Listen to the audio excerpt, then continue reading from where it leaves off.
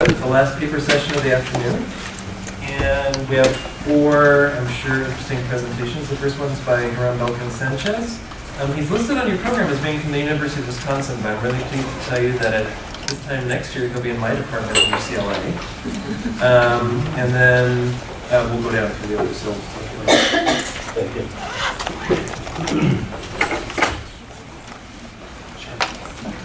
Thank you, Steve.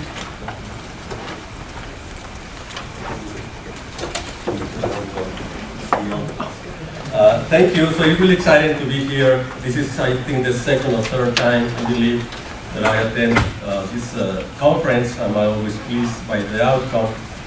So thank you again for the invitation. So this is a paper that I've been working with Alberto Paloni, Rebecca Wong, and Fernando Rios-Mena, that we called SES gradients in health among Mexicans in the US and in Mexico. So this is pretty much a working paper, so I'm very much looking forward to your comments about this document. So let me start very briefly with something about the Hispanic population. We know it's one of the largest populational subgroups in the US, and they are contributing more and more to the overall health status of the US population. Some estimates indicate by the Hispanic View Group that about 1/3 of the US population would be Hispanic by 2050, with about 1/5 being foreign born. A large body of literature that I'm not going to go into the details, you are pretty much familiar with this, show that there is a Hispanic paradox, we call it, in that Mexican migrants or Hispanics in general experience consistently better health and lower mortality than non-Hispanic whites. So the paradox in general is that since the average socioeconomic status of the foreign-born Hispanics and Mexican migrants is lower than average, one would expect their health status to be correspondingly lower than average, but that doesn't seem to be the case.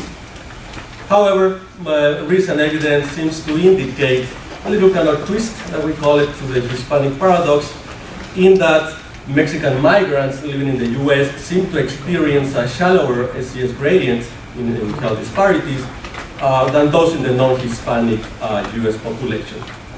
So the point of the focus of this paper would be to try to test some of these conjectures. We're going to use some indicators of adult health, and I will go into the details in a moment, by educational attainment in several groups.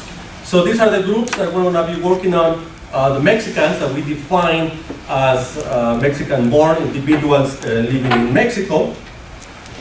Then we have what we call the Mexican foreign-born, which are defined as individuals living in the US who were born in Mexico. And then we have two groups that we call the US-born, that are the Mexican Americans and non-Mexican American whites. So those are the groups that we're going to study using some indicators of health. So there are three main pieces that I would say are going to be sort of the contribution of this work.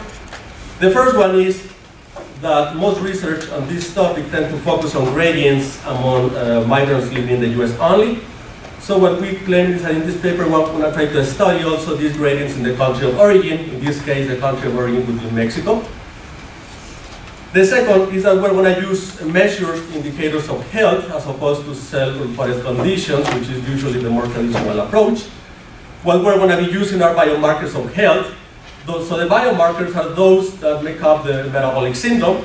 So I'm going to show you what those biomarkers are. And they are sort of lumped together into a composite that is called the metabolic syndrome. And third is that we're going to derive some hypotheses that we are hoping to test that are going to be based on the mechanisms that we know somehow explain the standard Hispanic paradox. And we're going to try to use some of the data to test these hypotheses. As I said before, this is a pretty much working paper, so this is a little bit of an overstatement at this point that I'm going to test this. I want to show you some hints of what we have so far, so I'm very much looking forward to the comments. So let's start. I hope you can see some of these fonts. I wasn't expecting that I would be doing out that small, but anyways. So here are the general explanations for the Hispanic paradox. We have selection on the top, negative return migration in the middle, and then some cultural factors that are usually divided into protective lifestyles or social support social networks. What the standard Hispanic paradox would predict is that Mexican foreign-born will have better health if selection is operating. They might potentially have better health if there is negative return migration, and better health in the terms of cultural depending on the migration history. For instance, they may have better health only for those with short duration. So we're going to use this framework to build on the hypotheses that we, as I said, we try to test. So on the right-hand side, I'm going to be showing you some of the hypotheses that we are going to try to come up based on these mechanisms. And the bottom line of these mechanisms is that the mechanisms depends on how strong the association between each of these mechanisms and the SES. So in other words, how the mechanisms are operating through the SES. For instance, if we believe selection is operating, we may have three possibilities for when we compare the SES health gradients between Mexican foreign-born and Mexicans. One possibility could be that they show similar SES gradients in health if selection equally operates by SES in Mexico, and if SES doesn't change by migration. We might have weaker SES gradients in health if health selection is stronger among those in the lower than among those in the higher SES. On the other hand, we may have degraded SES gradients in the Mexican foreign-born population, SES gradients among non-migrants in Mexico if the migration flows were massive and highly health selective, irrespective of SES. So we might expect something similar along those lines for negative return migration. So very briefly, let me just show you one in terms of the negative return migration, which is the middle one, the weaker link, if the SES gradients among migrants in the US but stronger among Mexicans. In Mexico, if the health selection is stronger among those in the lower than among those in the higher SES. So at the end of the day, as I said, the bottom line is depending on how we believe the strength of the link between SES and these mechanisms is potentially the outcome that we might expect when we look at the SES health gradients in the Mexican foreign-born versus the Mexicans living in Mexico. That's the point. The data, that's when it comes the interesting part. For Mexico, I'm going to use the National Health and Nutrition Survey. It's sort of kind of similar to the NHANES in the US. This is cross-sectional. It is in 2006. The important part is that this survey was the first one in Mexico that collected biomarkers, and the biomarkers that we're going to use to construct the metabolic syndrome. The important here is that we're going to use fasting plasma glucose to get a little bit more at the sensitivity of diabetes status. For the US, given the population that I'm trying to study, we had to pull 6 waves of the NHANES. We're going to pull from 1999 to 2000, all the way up to 2009, 2010. And that will give us about 1,500 individuals of Mexican foreign-born, about 1,000 of Mexican American US born, and about 5,700 of non-Mexican American US whites. I was going to say something else, I forgot. Anyways. So, the health measures. So these are the markers that we're going to be using. So these are the standard markers for metabolic syndrome. The definition that I'm using is the most recent criteria, the harmonized criteria from 2009. So that accounts for about 6 different biomarkers that includes obesity, the typical marker, greater or equal than 30 BMI, triglycerides, low HDL cholesterol. HDL cholesterol is what is called the good cholesterol, so we ideally want to have more rather than less. So high plasma glucose, which is an indicator of diabetes status, blood pressure, high blood pressure taking medication, and high waist circumference. If an individual has 3 or more of these, it's called an individual has a metabolic syndrome. Metabolic syndrome, as we know, is highly associated with chronic disease, in particular cardiovascular disease and diabetes, which are the main chronic conditions in Mexico and in the US. So that's why we're going to use this as a sort of underlying biomarker of physiological status. For the SES, here comes the fun part. For the SES, we're going to use education. In Mexico, it's fairly straightforward in some ways to get at the level of education. We have in the survey years of attainment of education. So we're going to have 3 groups: low education, medium education, and high. We define low as being 0 to 6 years, medium 7 to 11, and high education 12 or more. In NHANES, however, we don't have the same levels of education. So we're going to do slightly different levels of education for the US-born population and different for the Mexican foreign-born. For the US-born population, we're going to use low education and those without high school or GED, medium, high school or GED, and high education, college or more. For the Mexican foreign-born that we capture in NHANES, because we do not have that level of specificity as the one that we have in Mexico, but we're going to use an imputation method. We're going to go into NHIS. In the NHIS, we have the National Health and Interview Survey. We have the foreign-born population. We're going to take, again, the pool waves from 1999 all the way to 2010, and we're going to be predicting the years of single years of education based on age, sex, and income in the NHIS. Using those coefficients, we go into the NHANES and predict what the education would look like of the foreign-born population had they had whatever we observe in the NHANES. So that's how we're going to create the educational categories to make them comparable between the Mexicans in El Salvador and the Mexican foreign-born living in the US. In terms of the methods, we're going to use separate logistic models, fairly straightforward approach. The logistic models we're going to use are just based on age, education, and sex. We're going to pool study the samples, the male and females. In the second stage, we're going to add some interaction terms for SES with age to explore precisely some of the possibilities regarding the SES gradients at older ages as opposed to younger ages, because we might expect there are going to be some differences in the metabolic syndrome.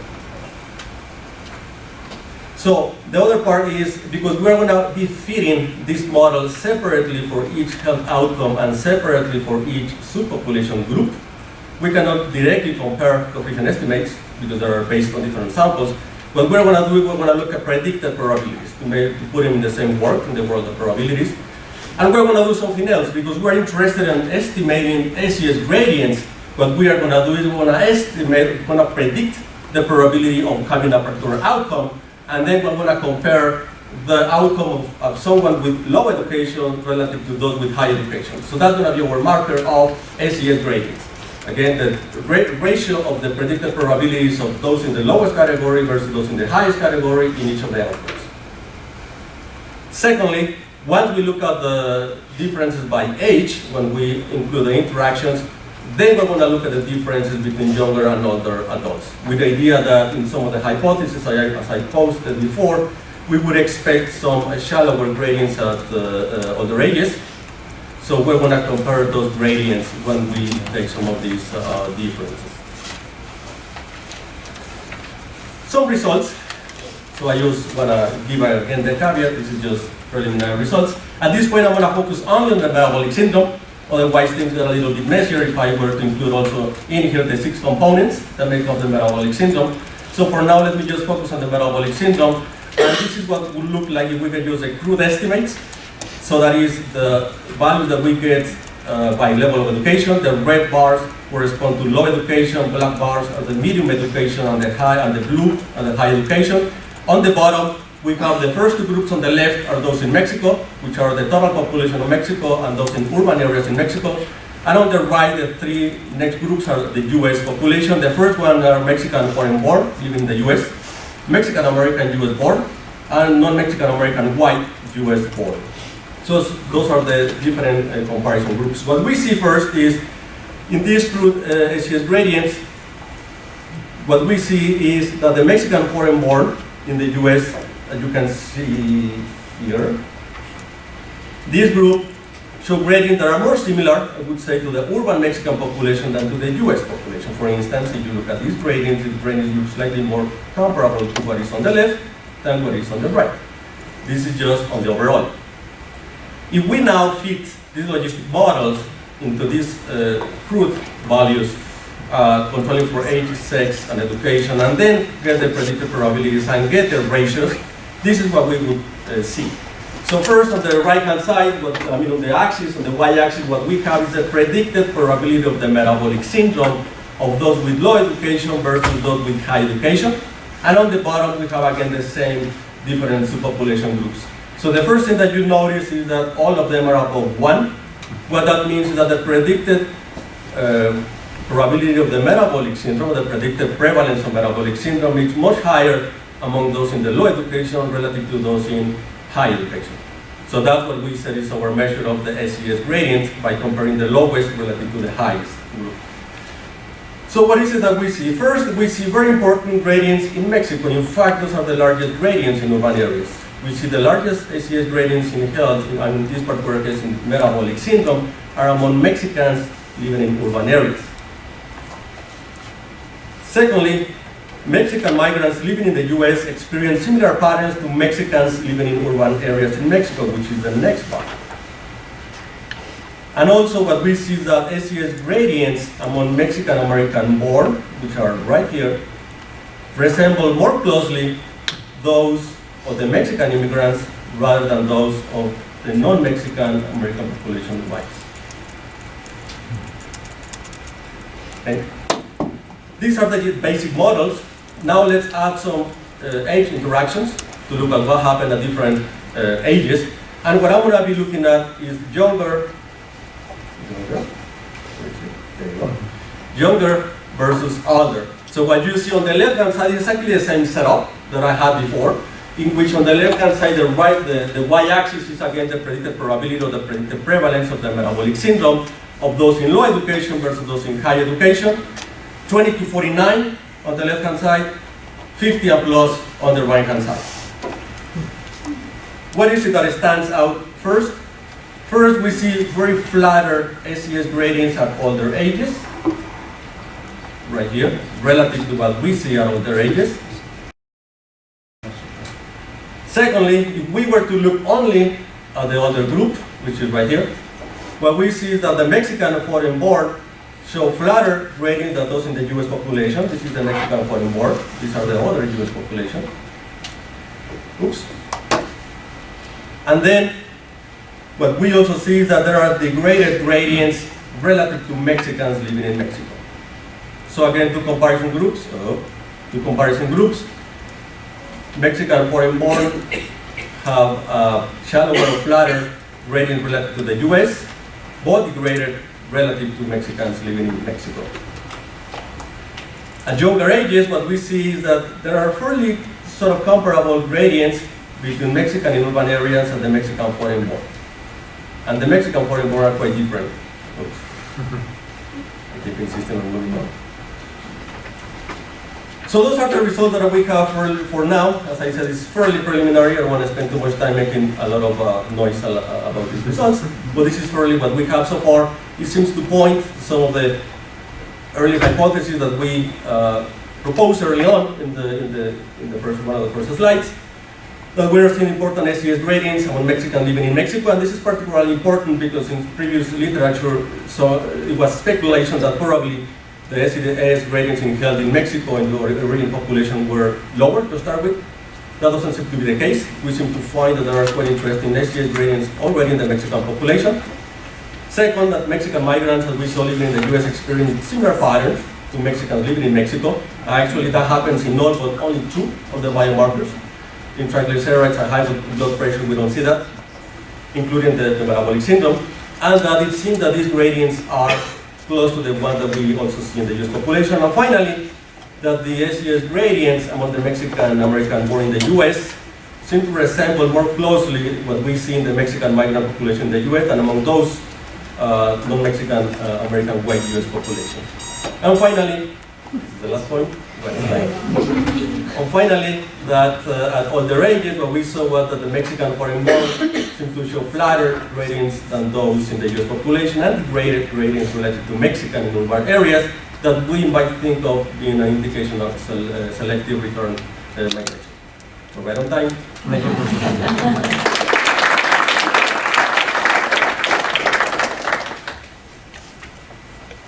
Thank you. So next we have Francisca Lund, who's going to talk on Elderly Parents Left Behind. Yes, we'll also start my stopwatch. Should I set it for 20. 20? All right.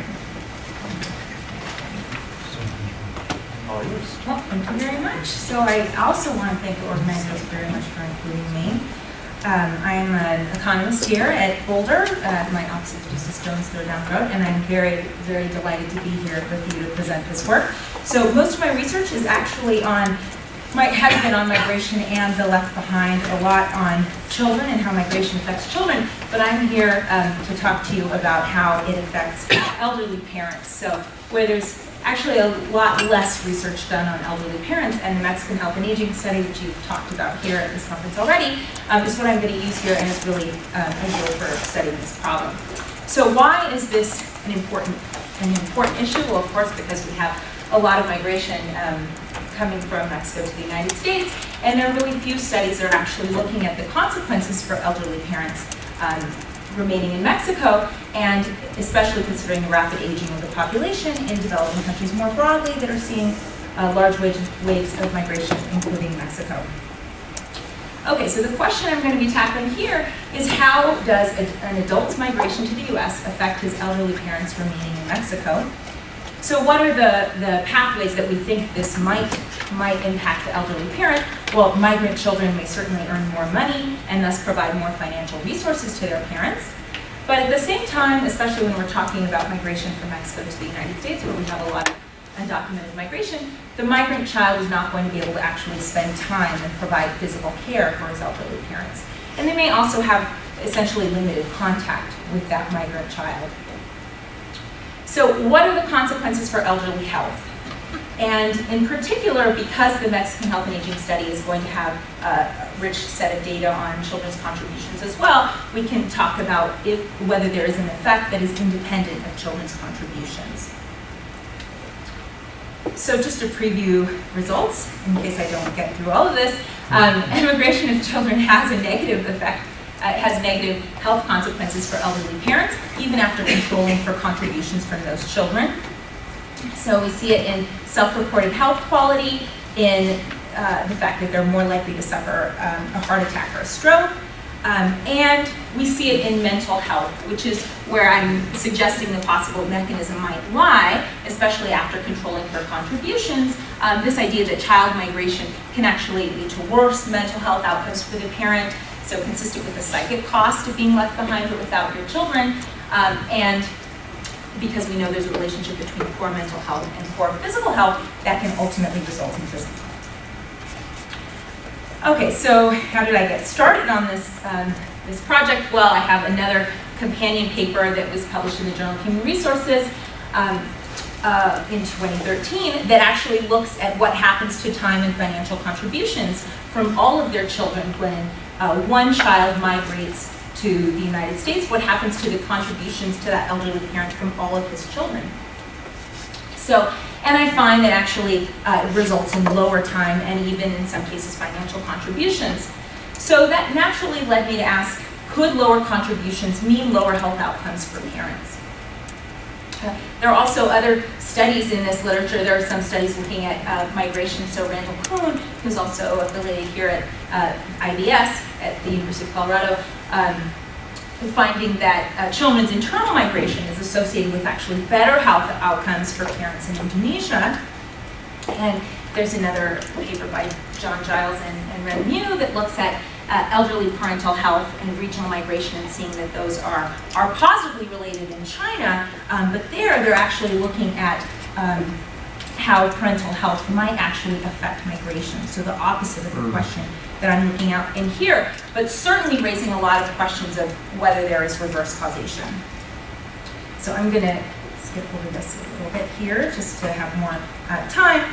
The Mexican institutional context is one in which we think that the elderly are likely to depend on their children primarily for care in old age. Okay, so the empirical strategy I'm going to present here is one in which we're going to estimate the impact of a migrant child, of having at least one child migrate to the United States, on an indicator for whether the parent is in poor health. And I'll talk about what those measures are in a second. And the main obstacle that I'm tackling here is the endogeneity of migration. The child's behavior may respond to the parent's health status, so the child will migrate in response to the parent's health, or both may be driven by some unobserved factor. And it's difficult to sign this bias. It's difficult to say in which way you might think it would push the results. If a child responds to parental sickness by migrating, then the child migrates and the parent might be in worse health. But if migration is costly, and we have some unobserved variable here, then both parent and child may hit some good shock, and the child may be able to migrate, and that would be correlated with the parent being in better health. So here I present an instrumental variables strategy. I'll also show you just the raw correlation and the OLS results as well. But the instrumental variable strategy to try to answer this causal question of the effect of the migration of the child on parental health is based on a set of instrumental variables. The sex ratio of the children, we know that men are more likely to migrate, and so if they have more men, they're adults, so if they have more men as a ratio of their set of children, then they'll be more likely to migrate. And also marriage is correlated with migration as well. So if they have more children that are married. So I also look at these separately as well in further results. But that's basically what's driving that correlation between the instrumental variables and migration. And of course, the other, aside from instrument relevance, the other criterion that we need for an instrumental variables analysis is this exclusion restriction. And you might think, well, if they have more sons, then they might also be more likely to migrate, but that might actually affect the amount of money or the amount of time that they give to their elderly parents. So that would certainly raise some skepticism in a lot of people's minds. So the nice thing about the Mexican Health and Aging Study is that we can actually look at those children's contributions directly. So I control for those children's contributions that you might say are also potentially endogenous. And then I also try them as using instrumental variables as well, using the same set of instruments. And I also provide some falsification tests in support of this exclusion restriction. Okay, so you've already heard about the Mexican Health and Aging Study, so this will just be a quick review, but I'm here just using the first wave of the panel in 2001. It certainly would be better to use multiple waves and try a fixed effect strategy, look at changes in migration and changes in parental health. But because at least in these first two waves of migration, there's actually, after you try to match and condition on all of these variables agreeing between wave one and the next wave, we actually see relatively few migrations in between those waves. So it's identified after a much smaller sample of individuals. So that's why I'm using the strategy here. And the Mexican Health and Aging Study is designed to be nationally representative. It has information on all household residents and non-residents children, which is important for me here because I'm looking at migration of children.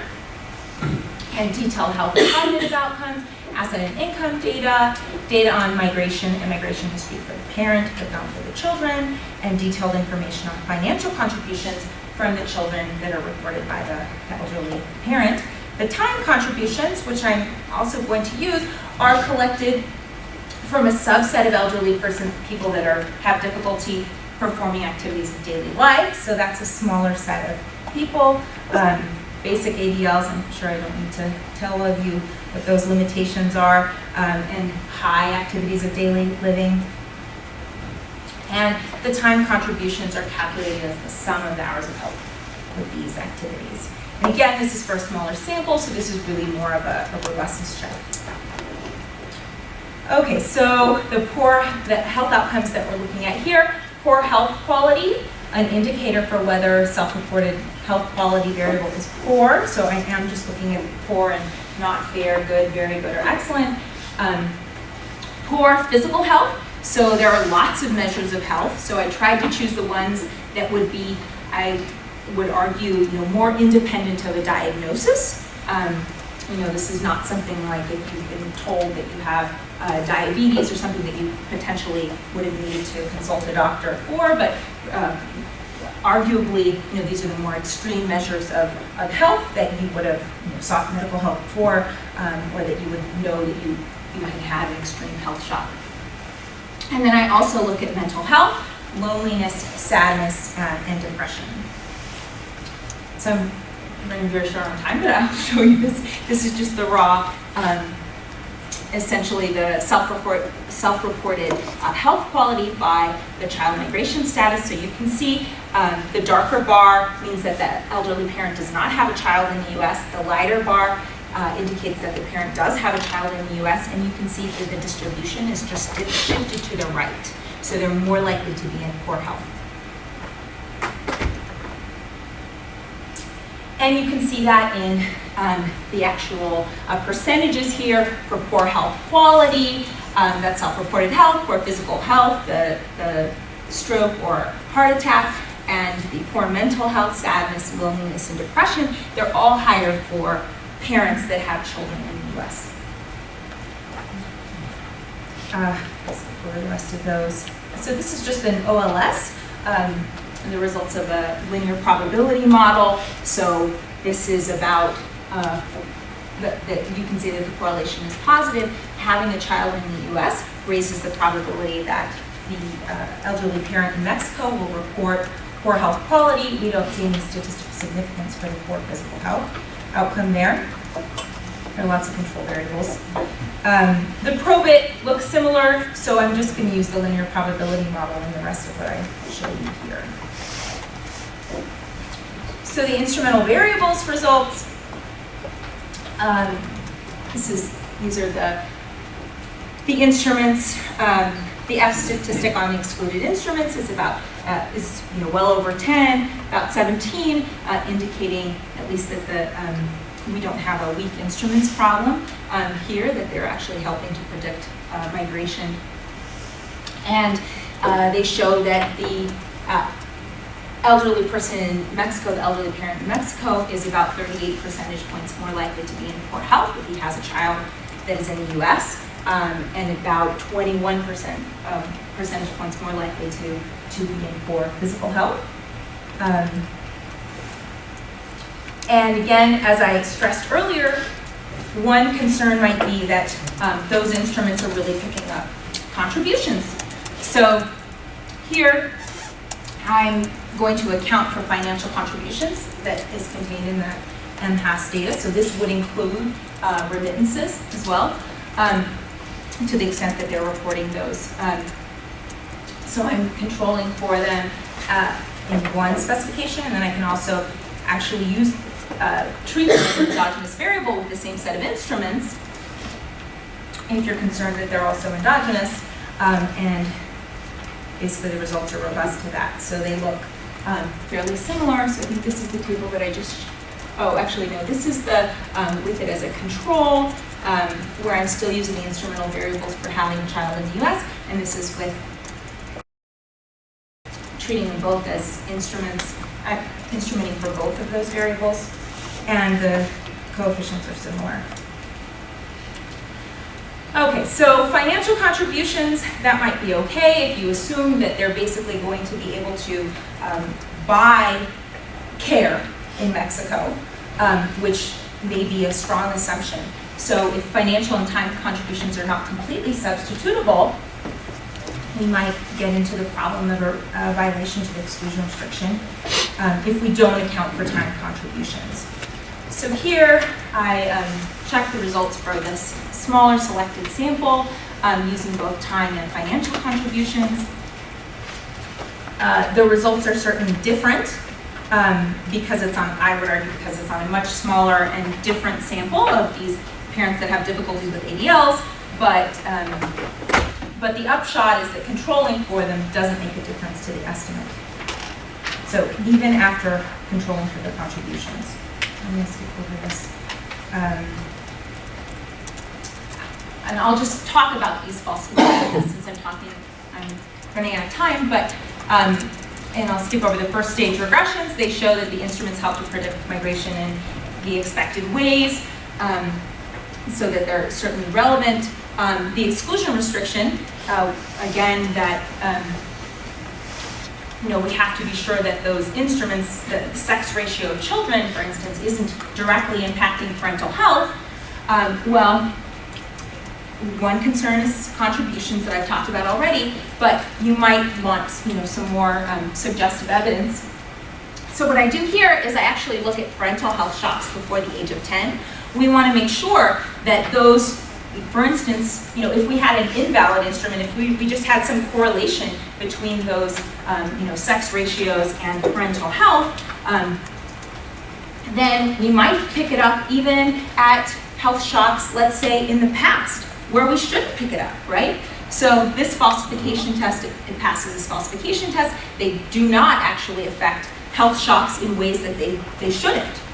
I also look at the sample of no migrant children. The instruments should have no impact on parental health outcomes if it's a valid instrument, if it's not operating through migration, right? If it's operating through migration, I should only see it on the sample of parents that have migrant children. So I look at the sample of parents with no migrant children, and the instruments have no significant impact on parental health. Again, consistent with a valid instrument. And then I look at this suggestive evidence that, both of these are suggestive evidence that migration is the channel through which instruments are related to parental health, after, of course, a long set of controls. And I'm going to skip over basically all these things that I just said. Other robustness, I tried sex ratio alone as an instrument. Certainly, some might be more concerned about the marriage ratio variable. I've also tried it with just the sex of the firstborn child, which you might think is even more exogenous. And you get similar results, although the magnitudes change somewhat, and it definitely runs into some borderline significance problems there. I've used other specifications, and I'll just close by talking about the mechanism that this might be operating. How can migration be affecting elderly parental health if even after controlling for contributions? Well, the medical literature suggests that there is a strong relationship between mental health and physical health, and actually that a lot of it is, or a lot of evidence that it's operating through cardiovascular disease in particular, and that interactions with children play this important role. So consistent with this evidence in the MHAS data, there's a strong positive correlation between poor mental health and physical health. So if mental health is the mechanism, then we should expect to see that child migration leads to poor mental health as well. So here, I'm using an indicator for whether they report having felt lonely, sad, or depressed sometime in the past week. Use the same IV strategy, and I get similar results. So if they have a child in the US, using the instrumental variables, using different controls, controlling for contributions, I get around that they're about 48 percentage points more likely to have experienced one of these negative emotions in the past week. Okay, so in conclusion, US migration of children has negative health consequences for elderly parents, even after controlling for contributions. This shows up in self-reported health quality, in this kind of extreme measure of physical health, whether they're more likely to suffer a heart attack or stroke. The possible mechanism I suggest is mental health. So if child migration leads to worse mental health outcomes for parents, which leads to poor physical health. So consistent with the psychic cost of being left behind, and consistent with this link between poor mental health and poor physical health. And so what I leave off is, for further research, is really exploring more how social support for the elderly changes when a child migrates. Perfect. Thank you.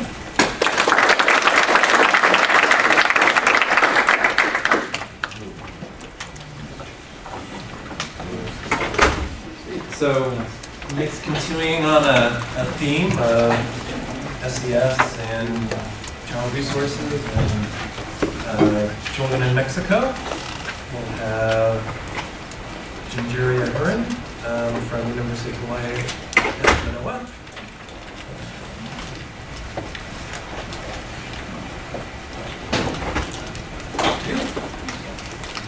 And I should also add that, so Hiram is coming to UCLA and Jinjiria came from UCLA, so it's also sort of a UCLA-like session.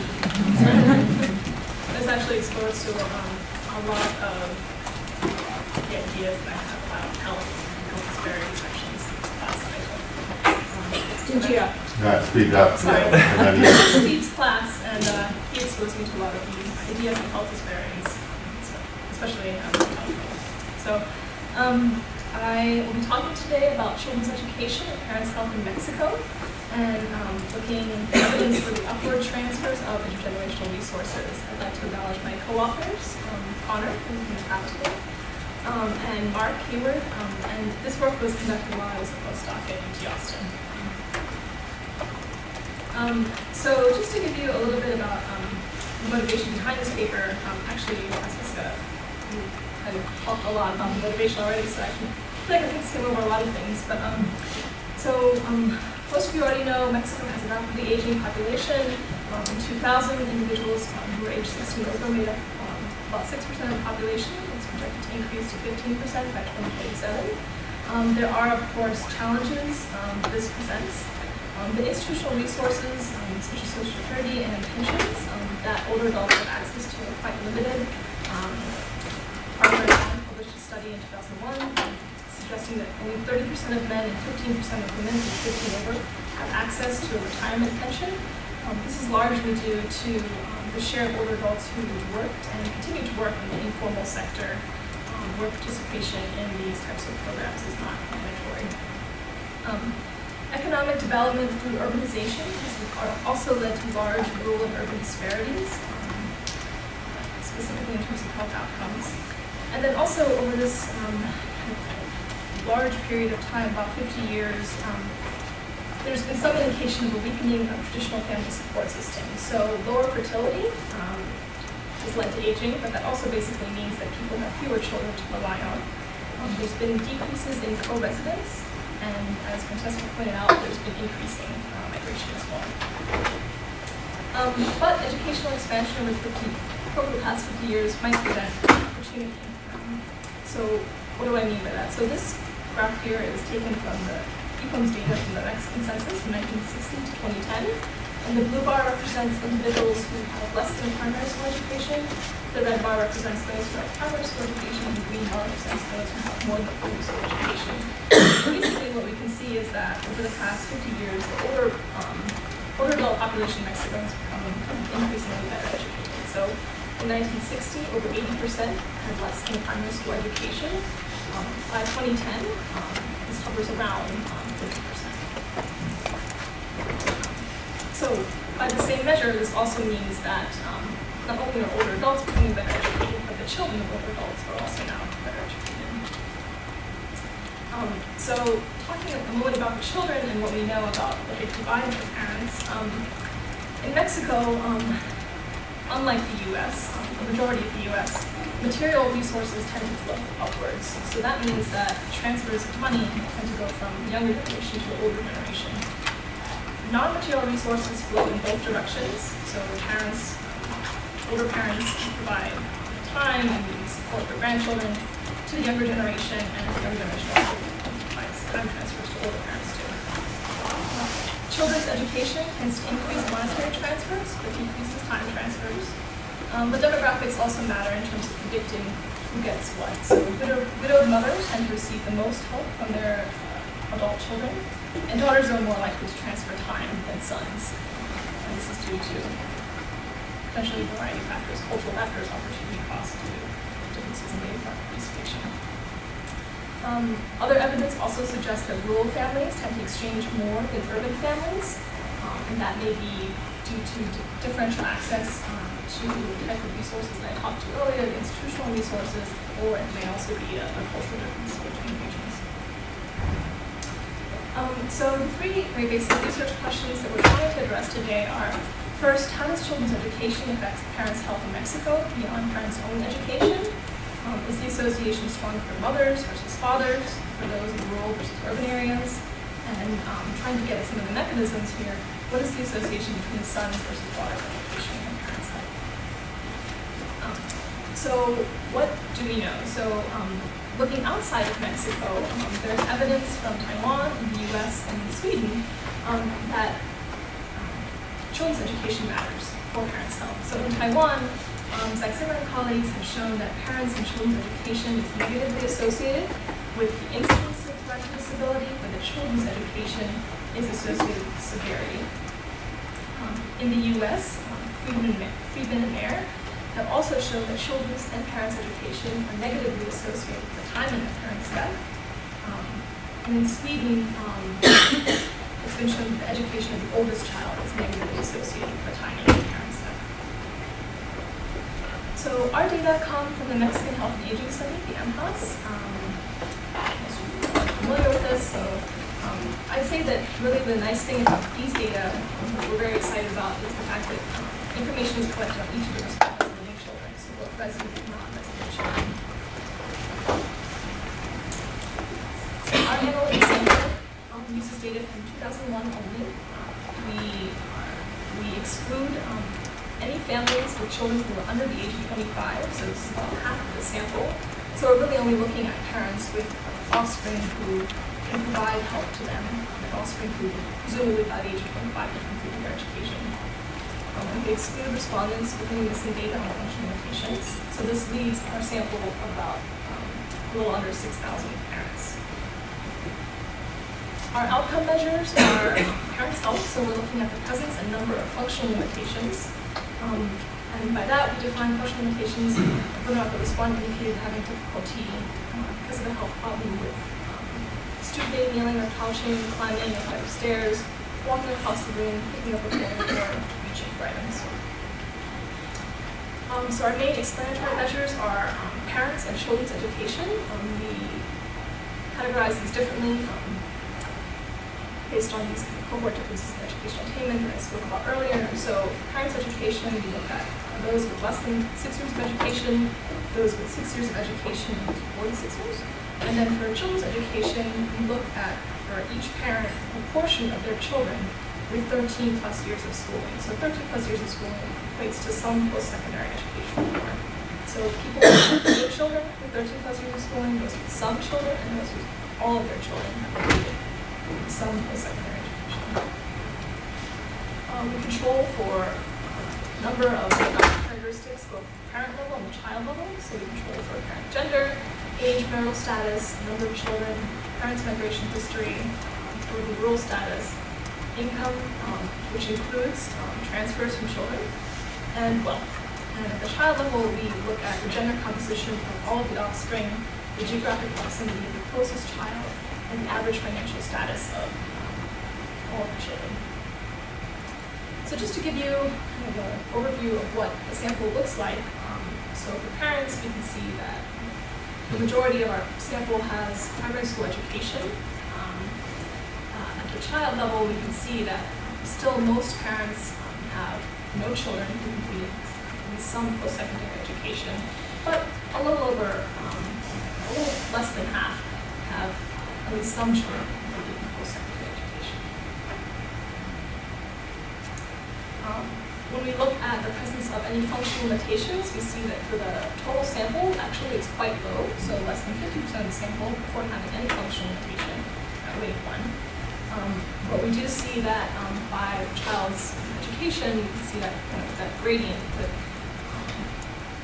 is also reflected in respondents' own education. So those who have no children who have some post-secondary education are more likely to report having a functional limitation than those who have all of their children completed some post-secondary education. And when we actually look at not just the presence of any functional limitations, the number, it's the same. Again, the number of functional limitations, this includes the no functional limitations, so that's why the number is quite low. So our analysis, we use logistic regression to predict the presence of functional limitations, controlling for the respondent's education, plus controls I spoke about earlier, and then we use negative binomial regression to predict the number of functional limitations. So to get to our results, this graph presents the odds ratios of functional limitations by children's education.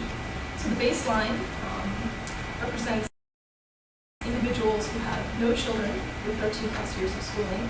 And the blue bar represents individuals who have some of their children with 13 plus years of schooling. And the red bar is all those respondents with all of their children with 13 plus years of schooling. And we see that there is a significant difference between those with all children completed 13 plus years of schooling and those with no children completed post-secondary schooling. In that those who have all of their children completed 13 plus years of schooling are less likely to report functional limitation than those who have no children who attended post-secondary schooling.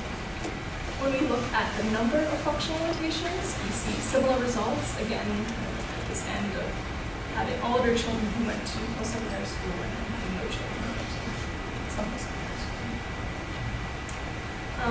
When we look separately at daughters versus sons' education, and this is among the sample of those with daughters and sons, we see that sons' education actually doesn't matter. So there's no statistical significance, significant difference between levels of schooling for sons' education on parents' functional limitations, but daughters' education matters. We can see again that steeper difference for those who have all of their daughters who complete 13 plus years of schooling versus those who have no daughters who complete 13 plus years of schooling. So this graph here, which basically shows parental education by child's education. So here you can see children's education, here's parents' education, and basically this just shows that across all levels of parental schooling, you can see basically this decrease in probability of having one or more functional limitations by child's education. So just to summarize our results, parents with children who completed some post-secondary education are less likely than parents with children who completed no post-secondary education to report functional limitations. The number of problems they report are also fewer. I didn't show it here, but basically we find no moderating effect by a parent's gender, so it doesn't matter whether or not it's mother or father. And there are no rural-urban differences that we found as well. We find some evidence to suggest potential mechanisms here. So daughter's education seems to matter, or son's education doesn't. So what are the implications of this? What can we take away from it? Well, it seems fairly obvious that parents who invest more in their children can benefit more in later life. Older adults with poorly educated children may be at risk, more so than just being poorly educated themselves. Older adults without daughters may also be at risk. The next steps for this that Connor, Mark, and I are currently working on are longitudinal analyses. So we're linking together the first two waves to look at the health trajectories of parents across waves, so looking at increases in number of functional limitations and then the onset of having any functional limitations reported. And we're also trying to tease out financial assistance and time spent with parents as potential mechanisms. So right now I said that we have an indicator for income, and this is from computed variable for income, which includes children's transfers to parents, but we'd really like to tease that out and see whether or not that has an effect as well. And then also, I think this is kind of a nice paper to be after a paper, because I think that we don't address children's migration in this paper, and I think that something to really consider is how migration might be interacting with education among children to affect parents' health. So, thank you. Look forward to your questions.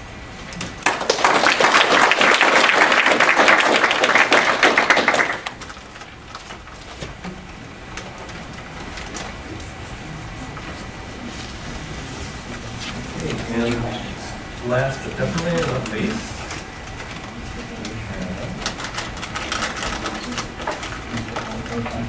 and you will, of course, forgive me for mispronouncing your name, but Stipika Budrazia will finish up today and talking about how migration affects health outcomes for return migrants. Thank you. So, first of all, I would like to acknowledge all of my collaborators on this project and co-authors on the paper that we are writing. On the US side, Bill Vega and Bill Stribny, and then on the Mexican side, Mariana Lopez Ortega and Luis Miguel Gutierrez Rodríguez. This is very much work in progress. So all the results that we show you are really just preliminary. I've been looking at them for the past couple of days. And so we're really hoping that you can give us some feedback how to proceed with this analysis. So the goal that we have for this study is to describe the profile of Mexican return migrants, paying attention especially to household composition and duration of migration. And in particular, we want to address the following research question. What is the influence of potentially available family support on health and functional status of return migrants compared to those Mexicans who never migrated to the United States? So in essence, this study investigates whether Mexican migrants returning to Mexico in later life have more or less potentially available informal support to deal with health and functional challenges in later life compared to other Mexicans. Now, you may ask yourself at this point, why is this question important? Why should we look at return migrants? And to some extent, it's easier to see the link for Mexico. These are, after all, people who are returning to Mexico, so Mexico's their families, but also the society as a whole has to deal with this group, a unique group of people. But then there's the issue also of what's the importance of this for the United States. So let me give you some information. So we know that between 2005 and 2010, and these are data from either the census or other large nationally representative data sets, we know that about 1.4 million people moved from the US to Mexico. And many of you know that during the same period there was effectively a zero net migration from Mexico, and about 1 million or 70% of those 1.4 million were returning migrants. Almost a third of those who migrated to the United States had US-born family members. So we know that's one of the reasons why these people have continued ties with the United States. Even more than that, about 14 or more than 14% of those who were living in the United States in 2005 returned to Mexico by 2010, actually made additional moves within that 5-year period, which means that there's a substantial amount of circular migration. Again, something that links this population with the United States. And then there's some additional data. This is not from National Representative study, but just a smaller study focusing on heavy migrant states in Mexico. And in that sample, that particular sample, over half of return migrants had actually relatives in the United States. More than half of them did not expect these relatives to come to Mexico.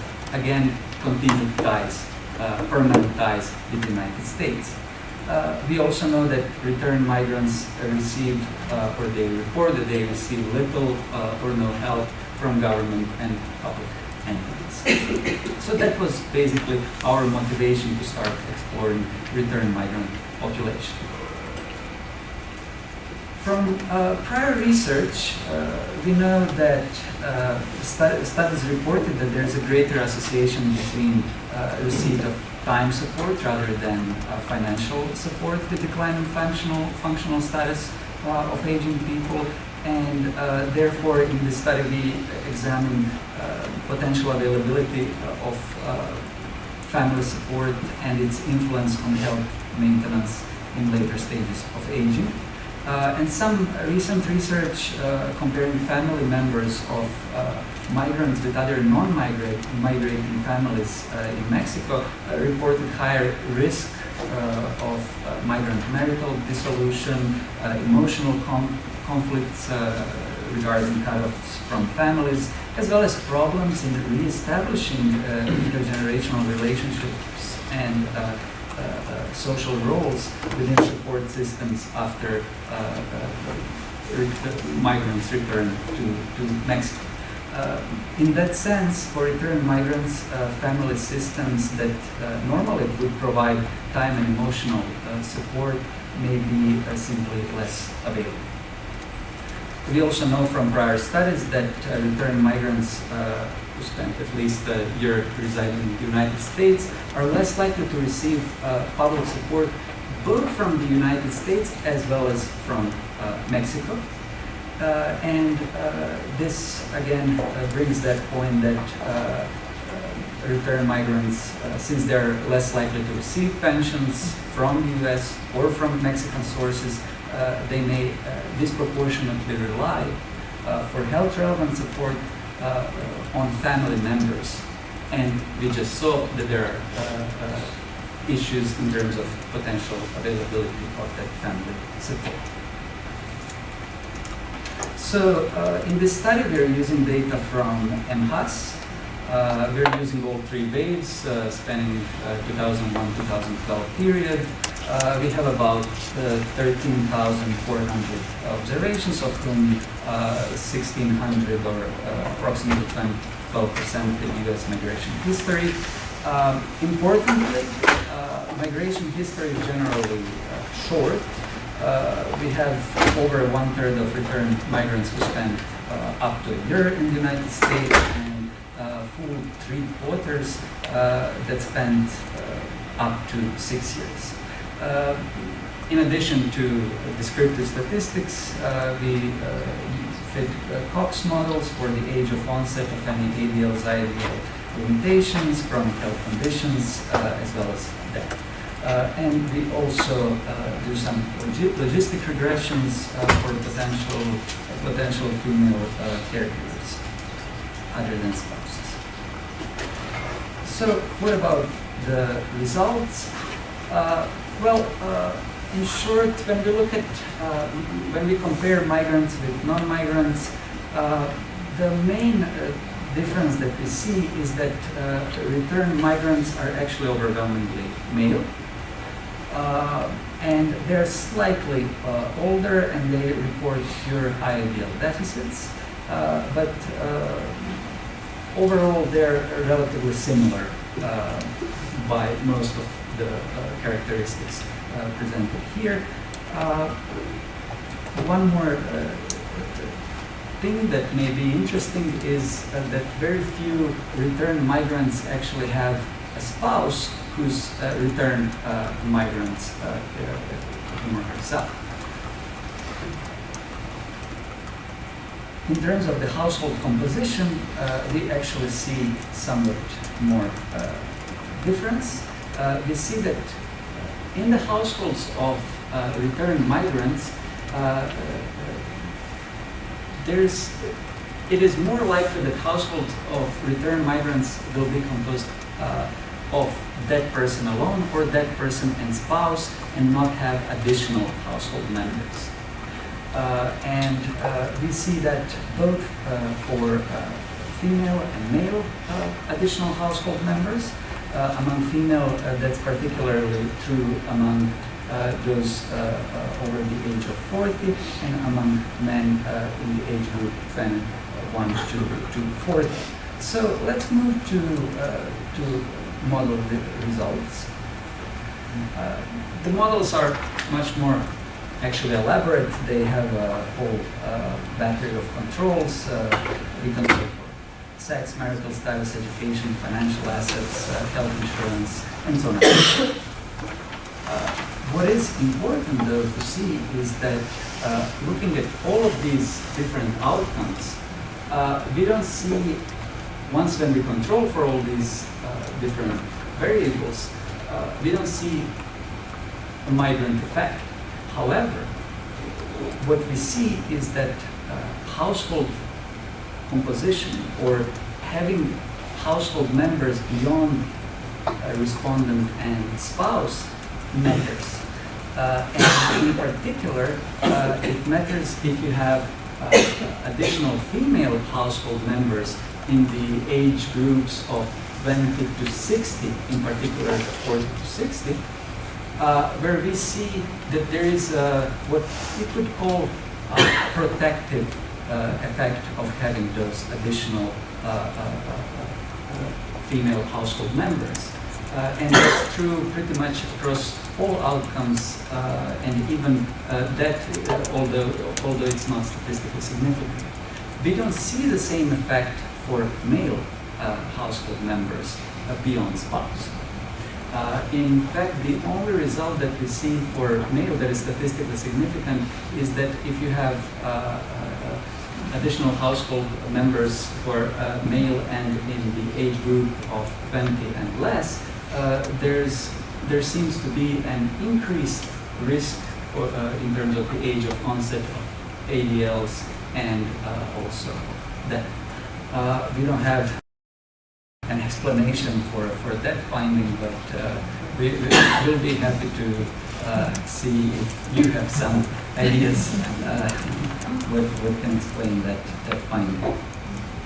We also tried with interactions, with sex, and we don't really find any difference in terms of household composition and sex. We would have liked to have done three-way interactions, but because the migrant sample is just too small, we were not able to do so. In addition to these outcomes, we also looked at the possibility that financial support may be predictive of the risk of onset of these outcomes. And we find no statistically significant effect, which in some sense is broadly consistent with prior research that shows that it's more about time support, instrumental support, rather than financial support that is related with health outcomes. So the next question then that we had, because remember, we saw that migrant households are less likely to have persons beyond respondent and spouse. So there's overall less potential support available. And now we see from these models that actually having female members beyond spouse in the household seems to have what we call protective effects on the outcomes. So we started also wondering, what about the duration of migration? How that availability of female support or potential female support is affected by the duration of migration. And so what we see, again, controlling for all sorts of SES and other factors, we see that indeed the duration of migration does matter. The longer time you spend in the United States, the less likely you are to have additional household members beyond spouse. And it seems to be a fairly strong finding. On the other hand, the time of return doesn't seem to matter. It is in the same direction if you look at the numbers, but it's just not statistically significant when it's in the model together with the duration of migration. So basically that's where we got up to this point. What we want to do next is to continue refining this analysis of the MHAS sample. And we also want to expand the analysis to include the Mexican origin population in the United States. That way we would basically get the whole spectrum of Mexican origin population on both sides of the borders. People in Mexico who never migrated to the United States, the return migrants in Mexico, people who were born in Mexico and live in the United States, and Mexican Americans, people who are of Mexican origin but were born here in the United States. So that's basically where we want to go next. Some very preliminary results for the United States. Descriptive results suggest that Mexico-born individuals are indeed different from US-born Mexican origin population, and this is using HRS data, which is a sister study of MHAS's. you've heard over today, and for those of you who participated in the workshop yesterday as well. So what we see is that Mexico-born individuals are poorer, they're less educated, and more of them suffer from ADL limitations. However, they also are less likely to have been diagnosed with chronic condition. Now, granted, we don't really know whether this is because they indeed have fewer conditions or they're less likely to have been diagnosed because they are less likely to visit a physician.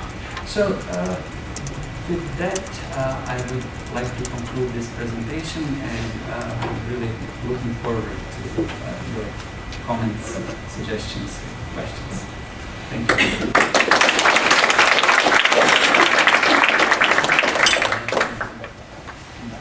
So if the speakers would all come up for questions.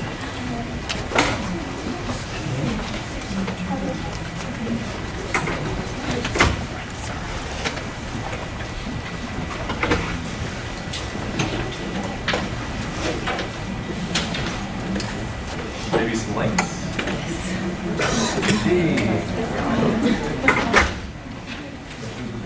Any questions? Everybody engaged here? I have a question for Francisca. I was wondering, do you know whether the child was living with the elderly parent before they migrated to the U.S.? Because you would think, if you're looking at things like effects on depression, it would matter a lot whether Whether they were co-residing, whether the child was living with the parent or the parent was living Right, yes, I would know that.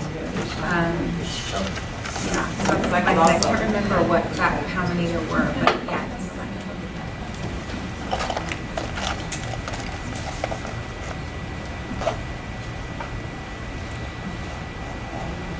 Nope. So I have a question about the children's education and parental comfort. So a postdoc of mine just completed a paper on a similar topic, not in Mexico. And there were two issues that she really struggled with. And I don't know how they played out in terms of the Mexican data. One was the issue of reverse causality, right? So parental ill health could affect the continuing education of the child. And the other was that there were so many highly correlated variables that could be affecting parental health. And she tried to control for all of them, all of which ultimately mattered. So it was not just the parent's health, but it was also the spouse, both parents, the spouse's health, the parent that you're looking at for the health outcome. And it was the income, and it was the occupation. And so ultimately, all of those went into the model, yielding some rather complicated findings, but it's difficult not to, because both parents' education and children's education are correlated with all of these measures of SES. So I don't know how you No, sure. approaching those issues in It's Mexico. a good point. It's just, so we put in controls for parents' wealth, parents' income. We haven't put in controls for parents' occupation. But we recognize that there is this kind of underlying. And the spouse, We haven't looked at spouses education. should you have it? We do, yeah, Uh-huh. we do. But, the idea is that, we probably can't control for everything. I think that's probably what you're going to talk about. No, you can't, but you can control for a lot. Yeah. But withstanding the controls for parents' wealth and income, the results are what they are. But we haven't looked at spouses education yet. And the reverse causality We issue? have not addressed the reverse causality issue. Not yet. I'd be curious to know if your postdoc used, if she used longitudinal measures to look at the longitudinal data about it. Because we have access to longitudinal data, Yes, which might you address do. some of the, that's what we're doing in the next steps, to kind of get at that issue, but again, we can't address everything. You can send you papers. Great. Yes. Curious for the last presentation, I'm curious about the reason why you think these from the minor households do not have a new program of web. They just do you know where they are. Because you never you're able to tell how close they are. Are they still Mexico? Did they migrate themselves because of the, family migration effect, or what? Why aren't the children from any extra family? Where are So basically, they are there. It's just that compared to a non-migrant sample, there are just fewer of them. So they're there. There's just a observable difference in number of children. But now when you ask me that sort of prompts me also to say another thing, and that's related to our outcome measure, because it may seem a bit peculiar to use an outcome measure that is defined as potentially available family support, and that goes back to the way the MHAS questions are asked, and we had to look at it that way because support questions are asked only of those individuals who already have some ADL limitations, IADL limitations, chronic conditions. So in that sense, you cannot really look at people who go from none to some. And to look at potentially health protective effects of family support. There is the question that asks about support from children with household tasks, transportation, and we tried, so we worked with that outcome, and we get fairly consistent results. But differences, they're slightly less statistically significant, but very, very similar. So when we limited to children's support.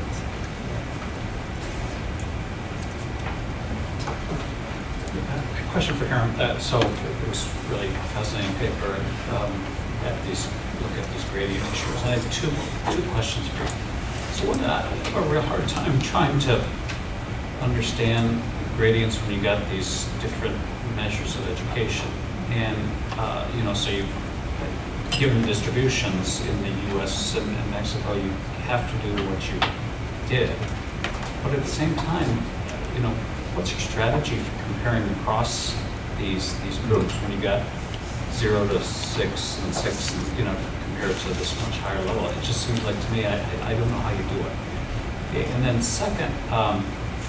If I remember right, at the end you showed a shallower gradient among the Mexicans in Mexico, the shallow education gradient there, and you said, well, that could be due to return migration. Why? I think these are older cohorts where education may have mattered less for their health than it does in a much different radically transformed society where education has become seemingly much more important for negotiating life and information and technology and so forth. So if you could comment on those two things, that would be great. Yeah, so the first question was regarding the measures of education that I used. That it was in some ways kind of difficult to compare because I was building particularly for the Mexican foreign born. So the main result, I would say, or the main focus at this point was comparing the Mexicans living in Mexico with those of the Mexican foreign born, and that was the reason I approached and I used sort of the Mexican level of education as a baseline in some ways, and I tried to somehow make the Mexican foreign born comparable to the levels of education that I had in Mexico. Yeah, I like that. As a second possibility could be if I really want to now compare Mexican foreign born with the U.S. population, then the approach might be different. So, and in that case, I would like to explore a different educational level that make them comparable with the U.S. born population. But at this point, as I said, because my focus was Mexican foreign born versus Mexicans living in Mexico, that was the reason why I went that way. But I agree, if I try to make a further statement for Mexican foreign born versus the rest of the U.S. born population, the strategy might have to be slightly different. And regarding the gradients, what we saw, what I showed at other ages was some gradients for Mexican foreign born for 50 and older that were shallower than the rest of the US population and degraded relative to the Mexican population. So part of the theoretical building behind the hypothesis was precisely if we were to assume that select negative return migration were to operate through education in this particular way, this is what we would expect. And that seems to be what is happening for that particular relative ratios in the predicted probabilities. So I agree that there might be other mechanisms, but that way rather than getting these numbers, I'm just trying to come up with some general explanation. I try to build based upon what we know of the expanding paradox, and one of those seems to align with that particular mechanism.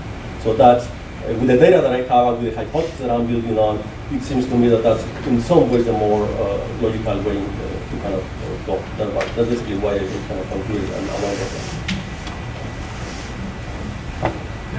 that. Also consistent with Bob's question about changes across cohort compositions, I was wondering if the actual changes of your 3 metrics that you use to hit the threshold of metabolic syndrome change between the populations and also change for the age groups. I didn't get the question. What do you mean change by the population? Well, I believe you use, if you meet the threshold of having 3 of these high-risk indicators, you then classify them as having the presence of metabolic syndrome. Mm-hmm. Are the actual 3 components that are driving the prevalence of metabolic syndrome at these ages for these different populations considerably different? There's been a lot of reference to Mexico now being the highest prevalence of obesity on a global scale. So for those younger ages, for those cohorts being born in Mexico, and then having differences across their SES gradients, are the actual components of high metabolic syndrome different across these populations? Oh yeah, okay, yeah. They're different, and some work that I've done also in Mexico, looking at overweight, obesity, hypertension, and diabetes, also shows precisely what you just mentioned, that it's not only obesity that is going up in the country, it's also bringing with it some high increases in the prevalence of diabetes, along the line with some increases in hypertension, and this seems to be across the board. For instance, some work that I've done, about 1/3 of people between ages 20 and 40 are within the range of hypertensives in terms of measured blood pressure. Very few of them actually use medication, because the use of medication in Mexico is really low, at least up to the 2006 or 8 that I looked at. Things are changing now because with the Seguro Popular that was implemented in 2004, which is a national health coverage of Social Security, pretty much. A lot of these individuals might be able to get of these medications. But when I look at these individual components, I didn't show the graphs in here, but you see differences for the younger individuals and also for the older ones in different markets. For instance, if we look at lipid levels, which are very much tied to overweight. You look at lipid levels, you will see that among the young, the gradients are very marked. Because what happened in Mexico is, when we look at regions in urban areas, the nutrition transition in Mexico in urban areas began early. So what you see now is the switching of that transition, meaning those in the high SES have low prevalence, and those in the low SES. But if you look at that in rural areas, it's sort of the opposite, because the transition is kind of spreading around. So in rural areas, it's the opposite, in which you see high SES being more likely to be obese in some of the work that I've done. So we've seen, and in some of these markets, there are differences depending on the market. Just a question, although the study wasn't designed for this, I'm just wondering, if, given the evidence that you've got and the biological parameters that were used in the study, would you say that there's really nothing there to support positive selection from Mexico to the United States, because the parameters look fairly similar? Well, there is something that I didn't touch upon, and I just sort of wave my hands on, which is comparability of the measures. So at this point, I'm assuming that the lipid levels that I'm getting from the lab in Mexico and the glucose levels that I'm getting from the lab in Mexico are somehow comparable to the lab in the University of Washington, where they enhance assays the results. So there is a little bit of issue on that. And so to the extent that these things are comparable and the numbers are real, the prevalences that we get are real. So I think what we see is a shift on the distribution in terms of a lot of these markers in the whole population, not only some sectors of the population. It seems that Mexico is moving towards the right in most of these indicators. I think Noreen Goldman has a paper in which she shows some of these markers being highly prevalent in more recent migrants, obesity, and some of those markers. So did you answer his question? So do you think there is not evidence of selection in your data? Or you're not willing to make that statement? Come back next year. Yeah. No, I'm not sure I feel positive about it at this point. Well, I'm positive I'll ask the question next year. I'll try to answer it. Okay. Using data from MXFLS, using some markers related to metabolic syndrome, but a range of self-reports and measured variables, we found very weak selection altogether, not an SES, but very weak selection on health of migrants from Mexico to the U.S. between 2002 and 2005, which was the period between waves. Okay. That's also a period fairly high of migration as well. Yeah. So I was curious about, since we have those markers, if we could possibly look for protective markers, maybe create a hyperglycemic gradient, and we still say like HDL, and then if BMI is high, but then the HDL is acting as protective, if we can learn something. And the reason I'm saying that, because Stephen Blair, he shows to us about 10 years ago, and then again in 2005, that actually BMI is not the best indicator for disease. It's actually cardiorespiratory fitness is a much better indicator of health status than weight. So and I'm sure he has some personal interest with that, but anyway, he was able to show like smoking and like again cardiovascular risk factor being more associated to low death and low disease rate than BMI.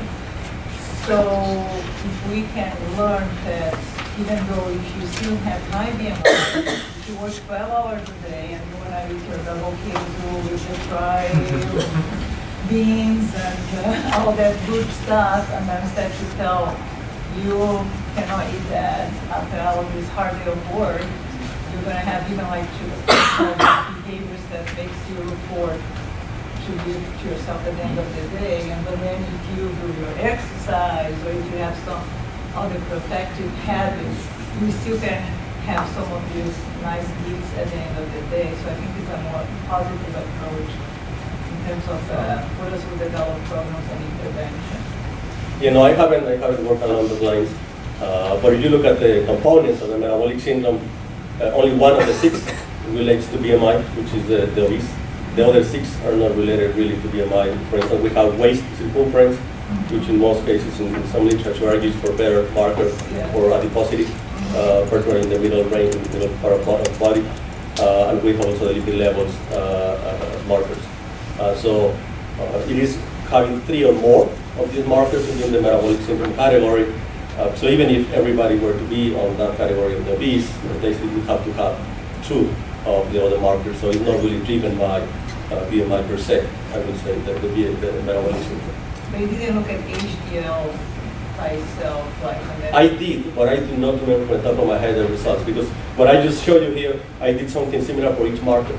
So I have a similar set of SUS gradients by marker, including HDL, the glucose levels, and so on and so forth. Yeah. Low HDLs. Exactly.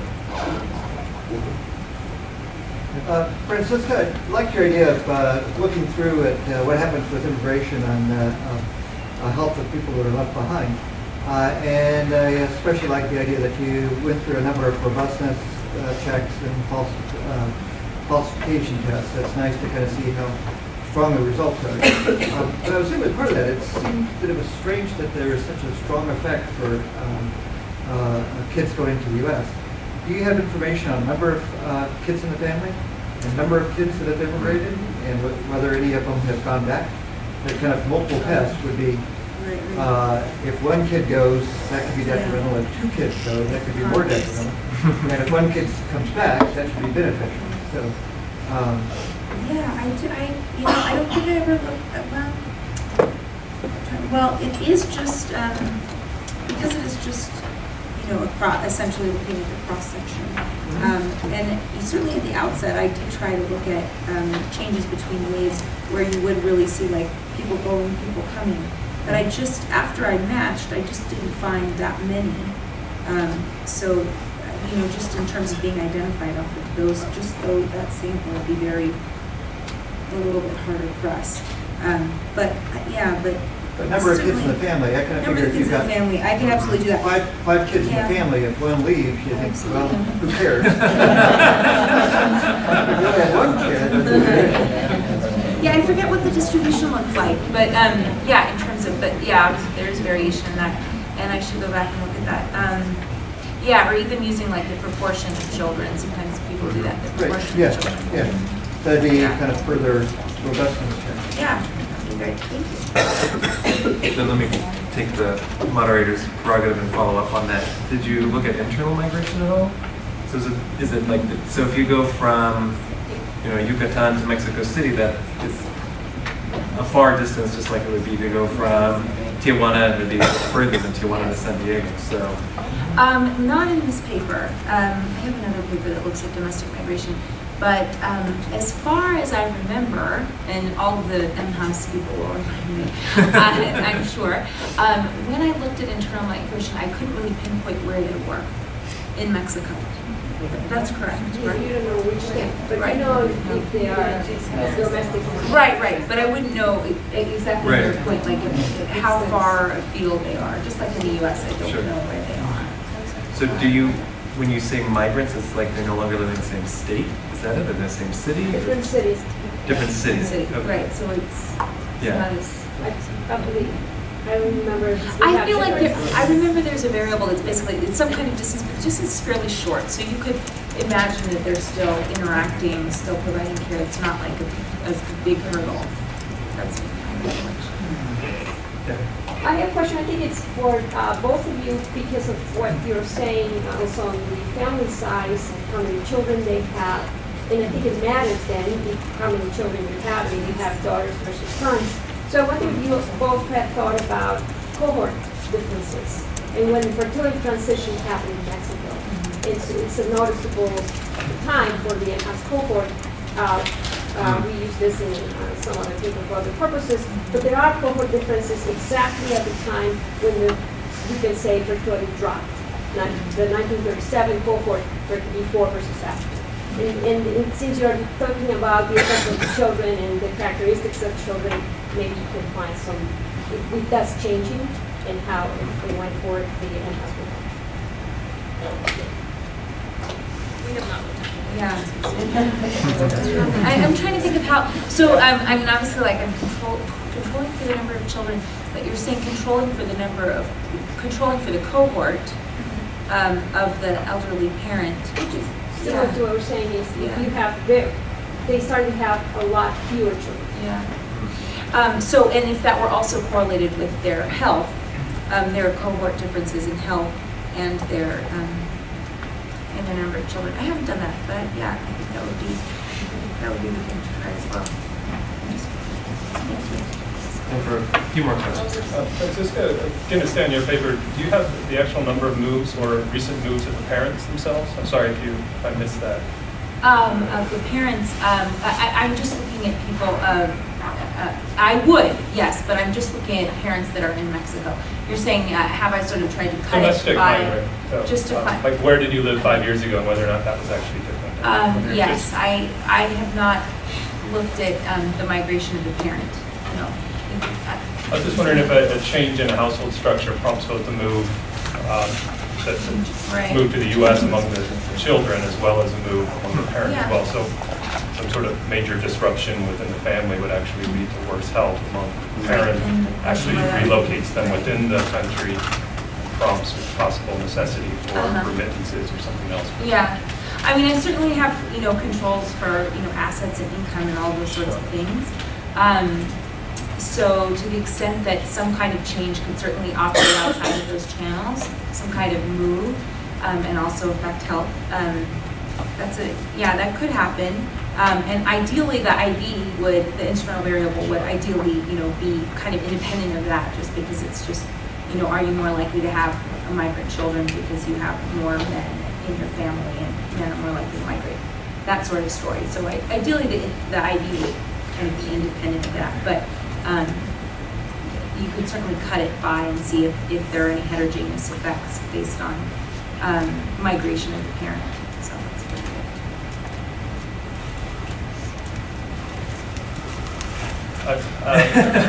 A question about the children's education too. The final fitted model that you showed the probabilities, those are just additive. You didn't actually interact. They're not. The cell counts are too few. They're not. Yeah, they're just additive.